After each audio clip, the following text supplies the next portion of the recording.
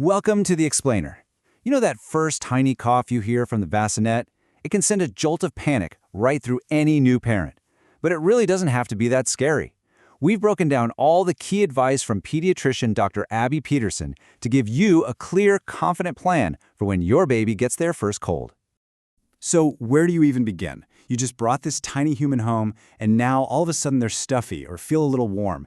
It is totally nerve-wracking. So let's together build a step-by-step game plan so you know exactly what to do and when to do it.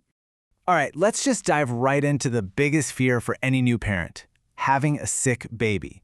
And Dr. Peterson is pretty straight about it. It's not really a question of if your baby gets sick, but when, especially during cold and flu season. But here's the good news, the really crucial takeaway. Most of the time, all your baby will need is some simple, loving care right at home to get through it. The real key is knowing what to look for. I mean, how can you tell the difference between some minor sniffles and something that's actually serious? Well, it all starts with decoding the number one thing parents worry about, a fever. Okay, before you do anything else, you absolutely need a good thermometer that gives you a precise number. You know those little forehead strips that change color? They're just not reliable enough. For a baby, the gold standard, the most accurate way, is a rectal temperature. It's the only way to get their true core body temperature, and that's the reading that really matters. I want you to burn this number into your brain, 100.4 degrees Fahrenheit or 38 degrees Celsius. If your thermometer reads that number, or anything higher, your baby officially has a fever. It's the universal benchmark that tells you it's time to take action. Now, this chart is super important because it shows how your reaction to that fever number changes, like dramatically, depending on how old your baby is. For a tiny baby, under 1 month old, a fever is an automatic trip to the ER, no questions asked. Between 1 and 3 months, it's an urgent, right now call to your pediatrician. After 3 months, you still call, but the urgency level drops a bit. So why the difference? Well, a newborn's immune system is incredibly fragile, and something that looks like a simple cold can get very serious very fast.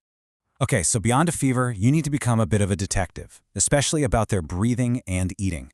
Watch the little chest. Can you see the skin pulling in between their ribs every time they take a breath? Are their nostrils flaring out? Those are signs that they're working way too hard just to breathe. Also, if they're so stuffed up they can't eat well, that's a huge red flag because dehydration is a real risk.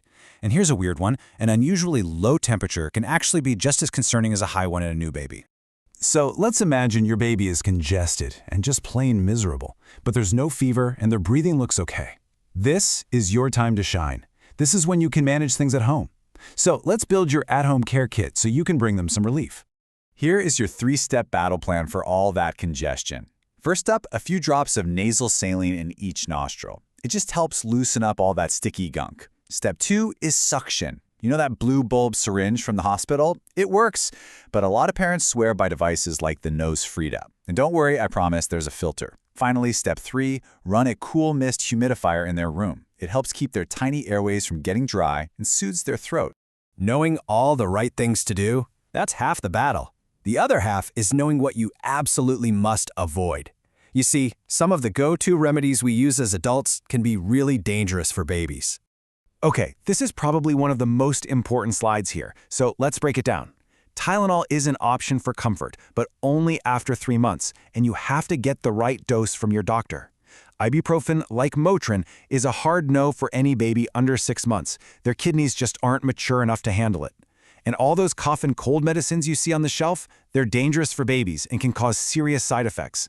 And finally, honey is completely off limits before age 1 because of the risk of infant botulism. Seriously, when in doubt, just stick to that safe options column. All right, we've covered how to manage a sick baby. But what if we could try to stop them from getting sick in the first place? Let's talk about the simple but really powerful things you can do to protect your little one. The number one defense is also the absolute simplest. Wash your hands. It is your best weapon against germs. Make it a rule in your house. Nobody holds the baby without washing their hands first. After that, make sure you stay on schedule with all of your baby's vaccines. And please, don't feel awkward about asking friends and family to be up to date on their shots, like the flu and Tdap, before they visit. It's especially important around the holidays when everyone wants a turn holding the baby. And there is an amazing new tool in our prevention arsenal. A vaccine for RSV is now available for babies under 8 months old. RSV can be really serious for little ones, so this is a total game changer. What's even cooler is that pregnant moms can get the vaccine to pass antibodies to their baby before they're even born. This is a conversation you absolutely need to have with your pediatrician or your OB. After all the charts and the numbers and the action plans, the single most important thing to take away from all of this is pretty simple. You are not in this alone. You can watch this explainer, you can feel prepared, but in the middle of the night with a crying, sick baby, it's so easy to feel overwhelmed. Your pediatrician is your partner. They are your lifeline. Don't you ever, ever hesitate to call them. At the end of the day, having a plan is what turns fear into confidence. So, as we wrap up, think about this. What's the one question you're going to ask your pediatrician to feel totally prepared for that first cold? Because arming yourself with knowledge isn't just about taking care of your baby. It's about taking care of your own peace of mind too. Thanks for joining us.